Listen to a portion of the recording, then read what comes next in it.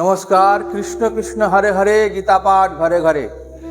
দেখতে দেখতে চতুর্থ বছরে আমরা পদার্পণ করলাম।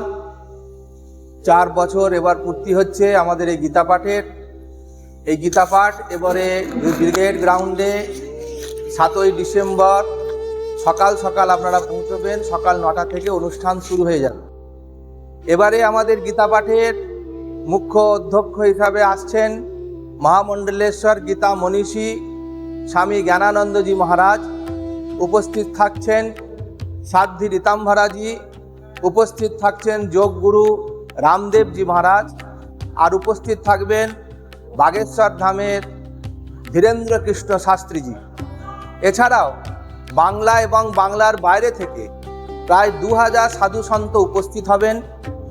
আর উপস্থিত হবেন আপনাদের মতন আমার গীতাপ্রেমী ভাই বোনেরা।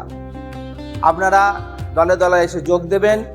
এবং এই উপলক্ষে এবার একটু বিশেষ বিষয়, আমরা 1 ডিসেম্বর 7ই ডিসেম্বর গীতা জয়ন্তীর আমাদের অনুষ্ঠান ব্রিগেডে 1 ডিসেম্বর সকালবেলাতে আমরা এই গীতা জয়ন্তীর শুভ সূচনা করব। ওই দিন গীতা জয়ন্তী তিথি।